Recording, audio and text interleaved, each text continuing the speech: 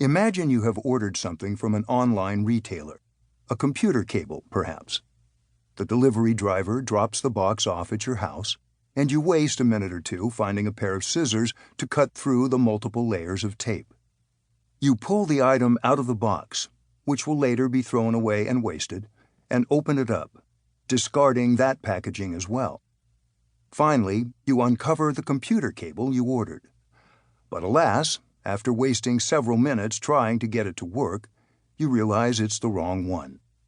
You waste more time figuring out which cable you do in fact need.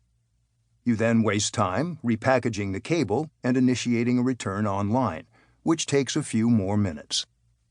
A delivery driver picks the box up from your home, and it is flown back to some return center where yet another person opens it, credits your account, and either sends the product back to the manufacturer or throws it in a bin of returned merchandise that might be purchased by another company, which will then have to sort through it all, classify it, and try to sell it.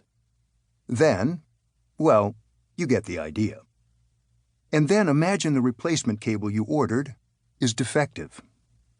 It is wearisome to think through the ramifications of even a single misordered cable, and yet snafus like that happen to most of us on a regular basis. These mistakes, in aggregate, generate an unfathomable amount of waste. But the cable example actually represents a trivially small amount of waste compared to what awaits you elsewhere in this book. If you zoom the lens out, you see a larger expanse of waste, such as the waste of time you spend in traffic, the wasted heat your car generates, even the waste inherent in warfare. All of these examples represent the types of waste we'll explore further.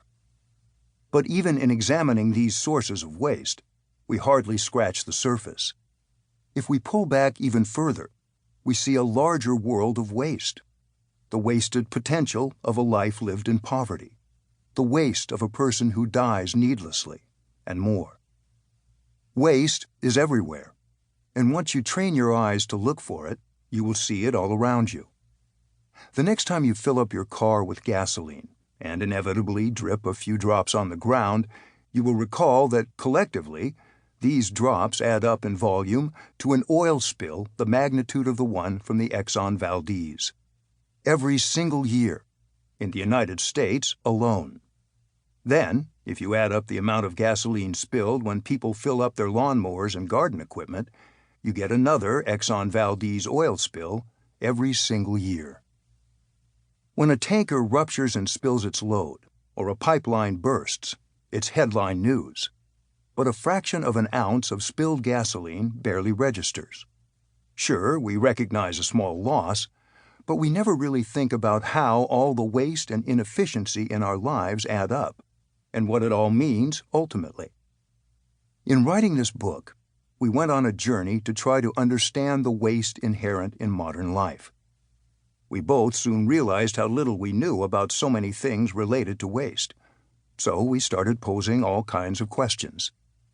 Is it better to wipe up a spill in the kitchen with a paper towel or a damp rag? How would the world be different if there had never been any war? Does the money you save buying bulk goods offset the amounts of those goods that spoil? What portion of the 24 hours in a day do we waste? When you go on a diet and lose weight, where does that mass actually go? Some answers are easy to figure out. With regard to the paper towel question, a damp rag wastes less, unless you wait until the tap water gets warm or you wash the rag after every use. If either condition is true, use the paper towel. And regarding weight loss, 84% of any weight you lose gets expelled in the form of carbon dioxide when you exhale, and 16% is expelled as water through urine, sweat, and tears. The question of whether carbon dioxide from humans is waste comes up later in this book. Urine is, assuming you're not the type to recycle the minerals in it, but sweat is less clearly so, since it serves the obvious function of regulating body temperature. We'll let you decide the extent to which tears are waste. Incidentally, none of the weight is burned or directly turned into power or heat for your body. Your body gets its warmth and energy from breaking down bonds between molecules.